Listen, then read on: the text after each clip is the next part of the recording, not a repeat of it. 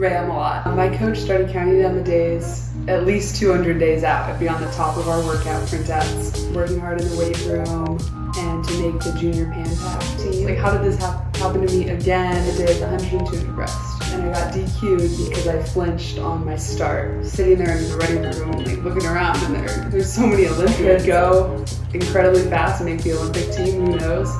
I had so much fun with it. And always train harder.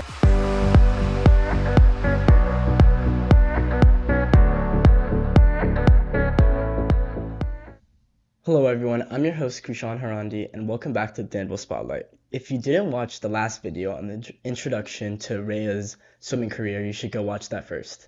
So Raya, going into your experience leading up to Olympic trials, what was your training like leading up to it? Like, did your coach count down the days until it really happened, or what was the rundown on that? Yeah, my coach started counting down the days at least 200 days out. I'd be on the top of our workout printouts. And I think that was helpful, kind of a reminder of what the goals are. It was definitely hard for a long time until like maybe 2 weeks before trials. That's when we started to taper. Working hard in the weight room, obviously working hard in the pool, and then once you came down to taper, it was just working on speed so that we'd be ready to race. Got it. And did you have any expectations on how you performed at trials, and did you have any goals that you set for yourself there? Yeah, my two goals going in were to make a semifinal and to make the junior pan pack team, which is where they select the top two 18 and unders in each event to go represent the U.S. And you achieved both those goals, right? I did. And how many events did you end up swimming at trials? 2. I did the 100 and 200 breast. And how was the 100 breast like? What happened there? Yeah, so I swam it in the prelims and I got DQ'd because I flinched on my start. So that was a bummer because I went really close to my best time and I would have made it into semifinals. So that was a goal that I could have achieved, but I didn't because I got DQ'd. And did you know that you flinched? Like, did you feel it? Like, going in, like, you flinch in your start. So Yeah. you would know throughout the whole race if you flinched. Did it affect you if you knew? Did you know? I sort of knew because the same thing happened 2 years ago at another big meet on my start. So I felt it. I was like, ooh, is that a flinch? I was like, oh, probably not. I swam the race, saw the time, I was happy, and then as I'm walking out of the pool, they're like, sorry, you've been disqualified.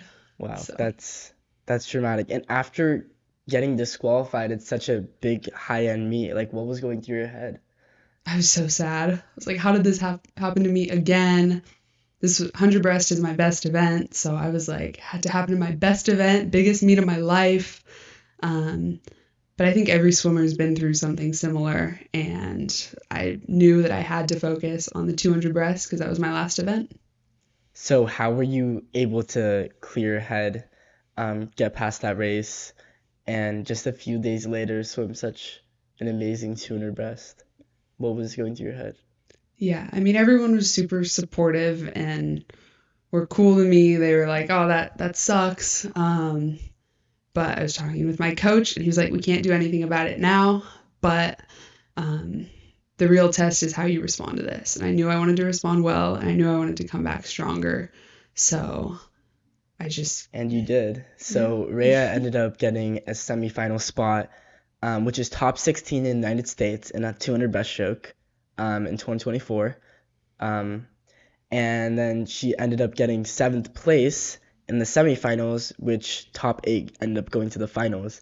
So what was going through your head when you knew that you were the top 8 200-meter breaststroker in 2024, like that in the United States? Like that's crazy to think about, right? Yeah, I did not expect to be there. Yeah. I was like, after semis, when I realized I made finals, I was just excited. Like, pressure was kind of off. I had already made a semifinal, so that was my goal, and I had already made the junior pan pack team. So I was like, I'm gonna go out there and have fun in this race tomorrow night. Like, who gets this opportunity? This is awesome. Yeah, and So in that final, there was some amazing swimmers such as Lily King and Kate Douglas. So did you feel in any way intimidated by racing some of the fastest women in the world? or did you like feel honored that you got the chance to race them? Like what was? I'd say it was an honor. I was sitting there in the ready room and like looking around, and there's so many Olympians. I was like, this is awesome. Helps that a lot of them are from Virginia, so I kind of knew Yeah, them as my future teammates. yeah. So that was cool. And how did the 200 breaststroke end up going in those finals? Yeah, so the finals, me and my coach talked about it. We were like, when am I gonna get it? When am I gonna get another chance like this? And miracles happen. I could go incredibly fast and make the Olympic team. Who knows? So we knew that that wasn't going to happen if I went out as slow as I did in the morning. So I basically sprinted the first 100 and tried to hold on, and it was a painful end. I added a little bit of time, but honestly, I wouldn't have wanted to do it any other way. Yeah, and you ended up getting eighth, which Mhm. is honestly just amazing. So what was the whole experience like? Like this was your first Olympics, and it's definitely probably not going to be your last because you might end up going in 2028. But what was it like for you? I had so much fun with it. Seeing a bunch of people, meeting a bunch of people. The whole setup in the stadium was so cool to be at. Um, I don't know, it was just an awesome atmosphere, and tons of fans came out, which was cool to see that many people care about swimming. Usually we have only parents as spectators, so it Yeah. was cool to see that so many people cared. So what do you think was the most valuable thing you learned from your experience at trials?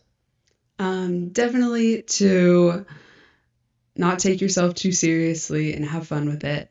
I think after the 100 breast DQ, if I had gotten too down and sad, it could have ruined the rest of the meet, but You I didn't let it still tried affect to you? have fun. Yeah, Yeah.